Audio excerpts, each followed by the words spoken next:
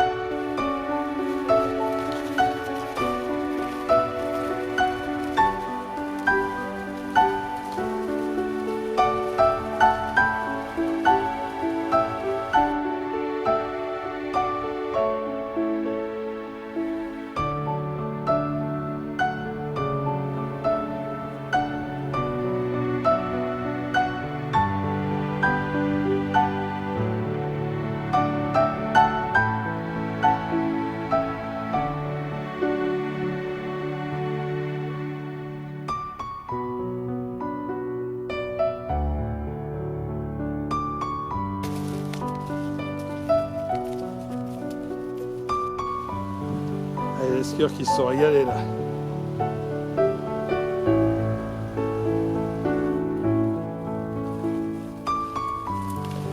Salut grand cinéaste.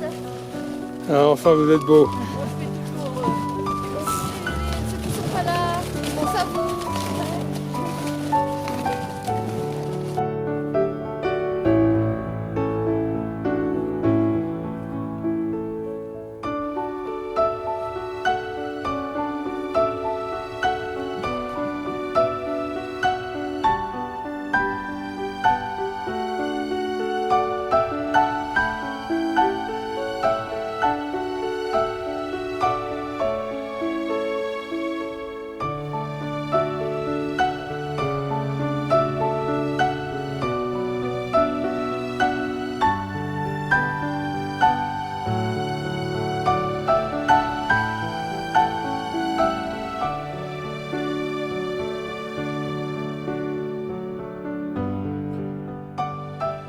Le deuxième objectif est là, le col perdu.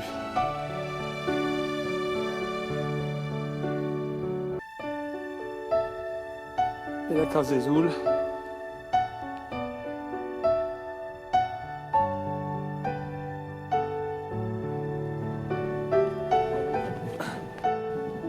Ah, voilà mon préféré, avec le col de Porte.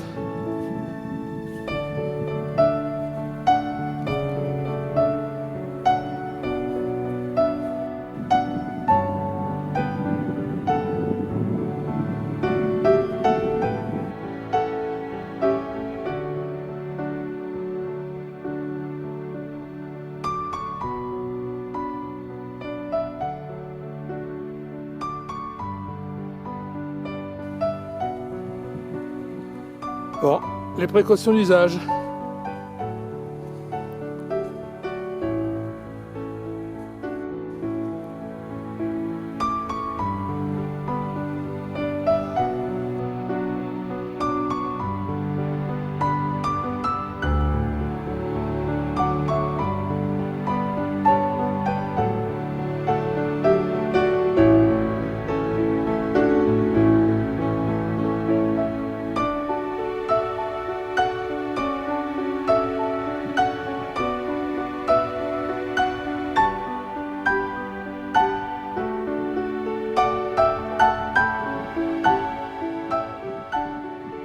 Une belle corniche.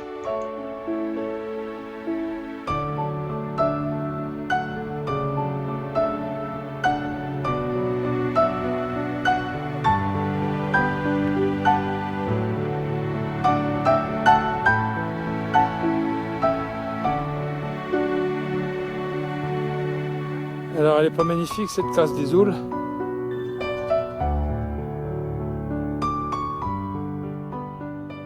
avec Rochebrune dans le fond, le col de Porte et Côte-Belle.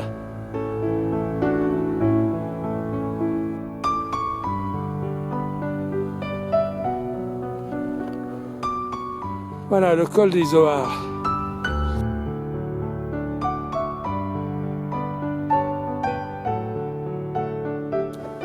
Et juste ici, avec le refuge Napoléon, qui se trouve en bas.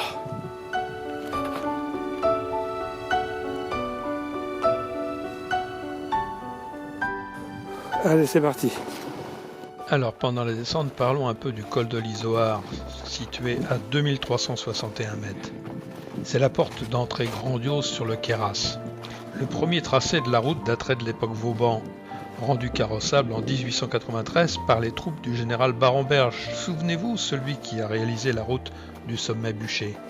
L'objectif était de favoriser un passage rapide de militaires pour protéger la frontière franco-italienne.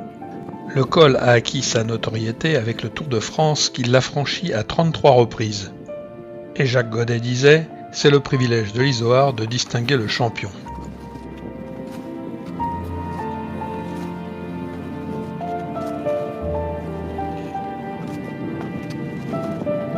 Ah, Annie se fait plaisir là.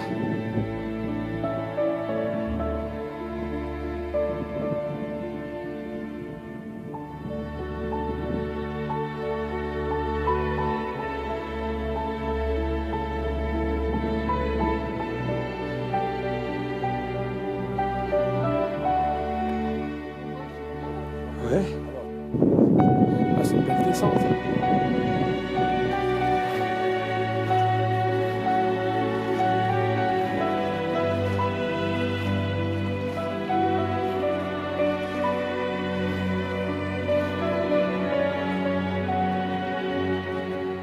Je crois qu'il va y avoir une belle salle à manger là. Juste en dessous le col de l'Izoard.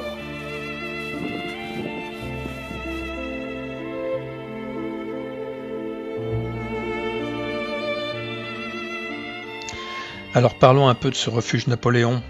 C'est l'un des 6 refuges construits sous Napoléon III à la demande et grâce au legs de Napoléon Ier pour y accueillir les malheureux surpris par la tourmente ou arrêtés par les avalanches.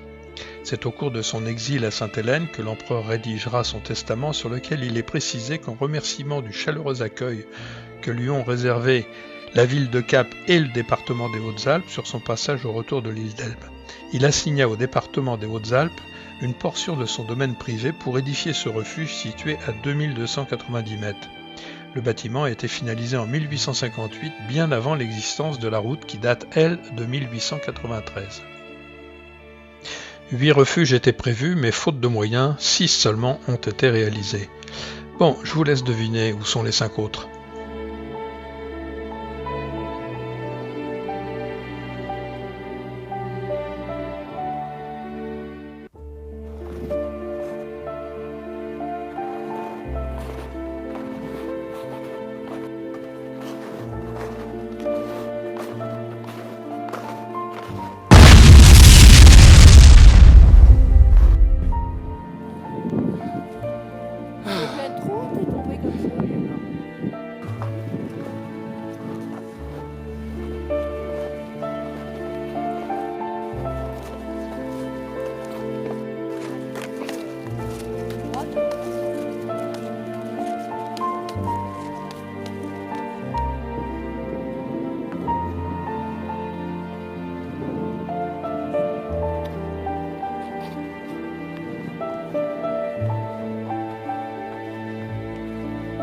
Pas mignon ça?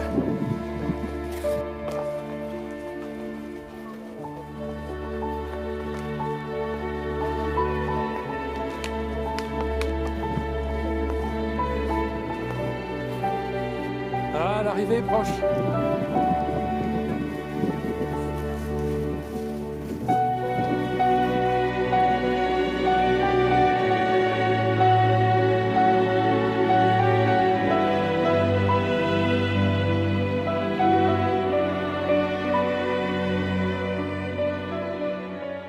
Voilà, les marmottes ne vont pas tarder à s'éveiller. D'ailleurs, elles lisent déjà le journal. que de bonnes nouvelles.